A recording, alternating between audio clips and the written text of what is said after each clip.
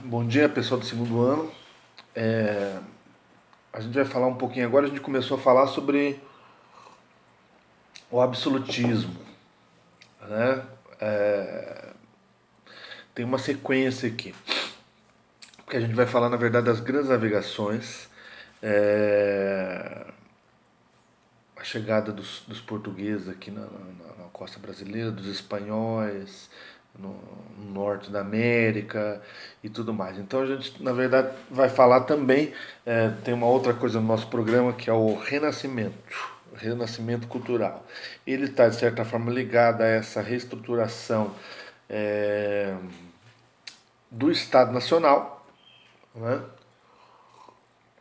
E a chegada dos europeus aqui no continente americano, ele se deu é, também por conta do fortalecimento das monarquias, né? Os caras precisavam de dinheiro para estar emprestando e era um investimento, né? Você pegar e você cruzar o- os oceanos, né? E aí precisava-se de confiança. E para ter confiança, chega aí os reis para para resolver, né? Para dar mais confiança. Bom, mas o nosso assunto hoje, tá? E dessa semana é o Renascimento, tá? O livro em PDF que eu coloquei para vocês, ele não fala sobre o Renascimento. Então eu vou falar um pouquinho aqui, né? E eu vou passar para vocês alguns exercícios que vocês vão pesquisar. Vai ser é, uma pesquisa sobre o Renascimento. Vai valer nota, tá? Essa atividade. O objetivo nosso é reconhecer, conhecer, saber o que é, entender o que foi o Renascimento e a influência do Renascimento nas grandes navegações e nas mudanças, né, que vão ocorrer depois. Bom, o Renascimento ele foi um movimento artístico, né, provavelmente ele vai ser mais lembrado pela parte artística, é, cultural e científico, tá? Esse movimento, a gente fala de movimento porque uma série de pessoas que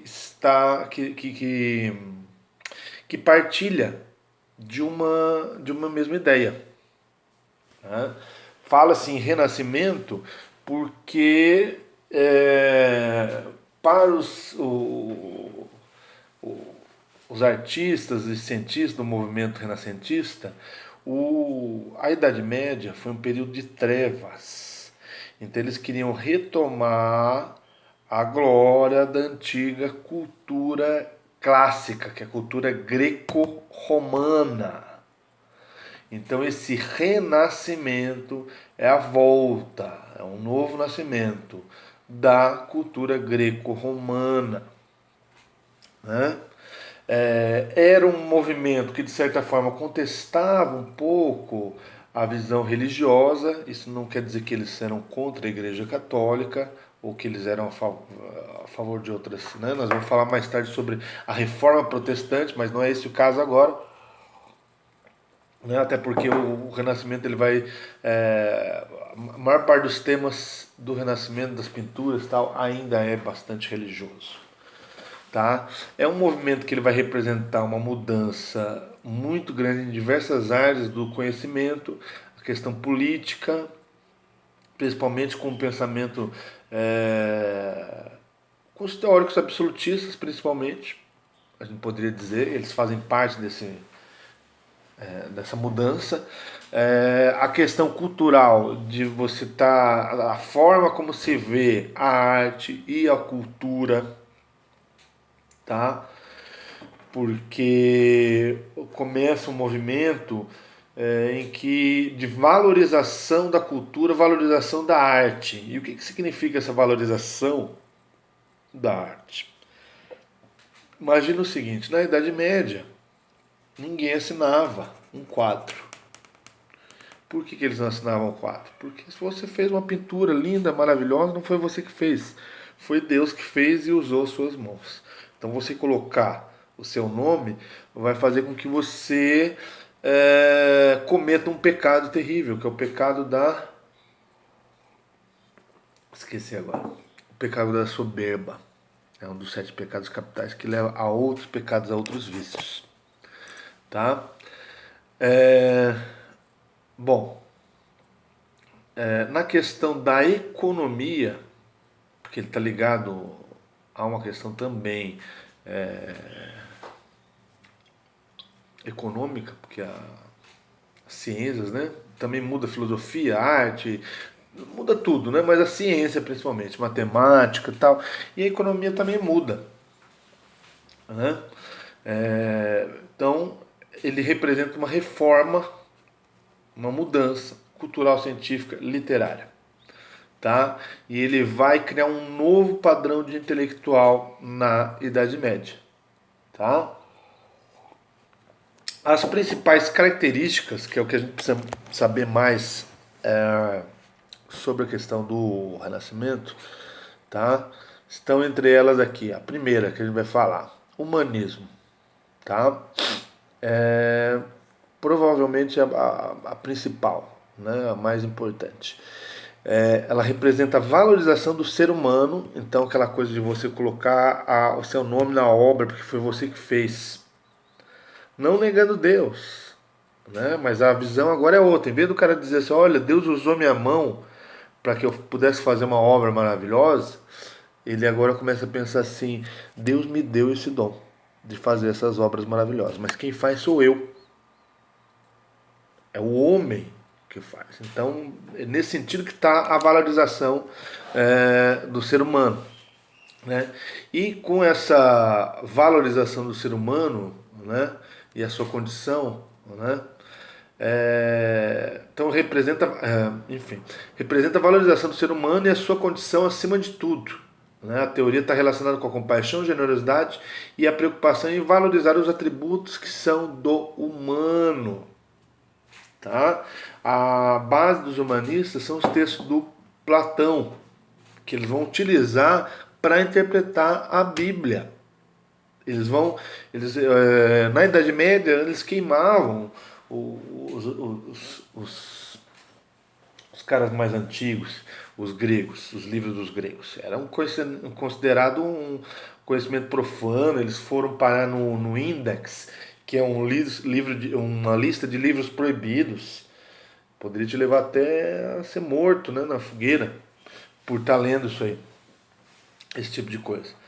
Enquanto que nesse momento do Renascimento, tá, eles vão utilizar os filósofos gregos para estar interpretando, fazendo uma nova interpretação do cristianismo. Tá?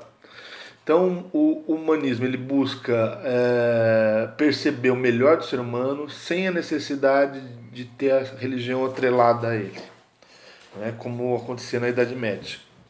Né? Então, o humanismo ele vai fazer com que se reflita de uma forma diferente sobre as artes, sobre as ciências e sobre a política também.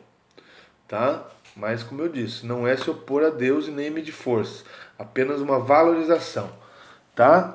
Esse humanismo, né, acaba levando a um certo individualismo, porque o homem ele se torna o personagem central. Não é mais Deus o personagem central. É o homem e toda a sua glória. Claro, quem que deu essa glória? Quem criou o homem? Foi Deus. Né? Bom, então acaba também lidando com isso. Né? A teoria está relacionada com o conhecimento íntimo do ser humano, que sabe conhecer sua própria personalidade, talento e busca satisfazer as próprias ambições. Né? E nesse sentido é uma coisa meio individualista, né? É a busca pessoal do homem. Isso vai ajudar a concretizar o pensamento burguês, o pensamento de que Deus ajuda quem cedo madruga. Isso vai estar influenciando caras como Calvino, como o próprio próprio Lutero, tá? Na formação de uma nova religião, né? Que é a religião protestante, tá? Outra coisa que nasce aqui no Renascimento e vai figurar como vai ser a coisa o elemento central do iluminismo, tá? É a questão do racionalismo, da razão humana, tá? Aqui ela já é a base do conhecimento, né? O Roger Bacon vai falar sobre o esqueci, o método científico. Ele vai falar sobre o método científico, né? Tudo mais, né? Outra característica é o antropocentrismo, é o homem como centro do universo, não é mais Deus, tá? Mas sendo o universo porque ele é a mais importante obra de Deus, tá? A busca pela ciência também ela foi muito importante, né? Então, todas as características fazem com que se coloque a ciência como superior a todas as outras formas de compreensão do ser humano, que é a religião, a filosofia, enfim, tá? Então, nesse momento nós temos vários cientistas que estão aí pensando o mundo de uma outra forma. Nicolau Copérnico, que cria um modelo solar com o Sol como centro da galáxia, né? Na Idade Média seria uma coisa terrível. Giordano Bruno, por exemplo, morreu porque falou exatamente aquilo que Nicolau Copérnico falou, que a Terra era redonda, que na verdade ela girava em torno do Sol e não o contrário, né? Eles achavam que a Terra era o centro de tudo, tá? Galileu que também vai correr o mesmo risco do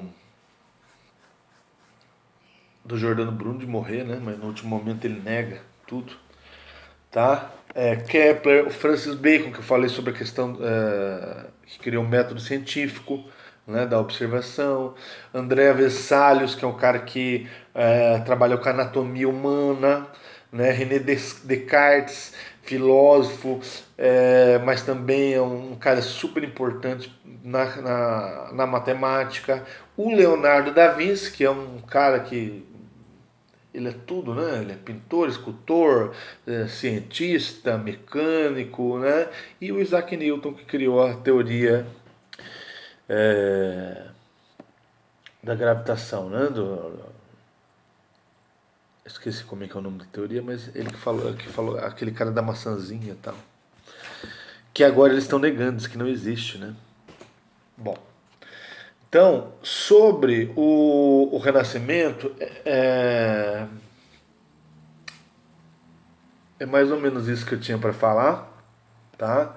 Então eu vou mandar para vocês ali também um roteiro de estudos e de pesquisa para vocês fazerem, que vai valer como as duas aulas dessa semana, tá? Lembrando que todas as atividades e é, as atividades feitas online, como as que forem entregues, enfim, tudo isso vai valer presença e nota, ok?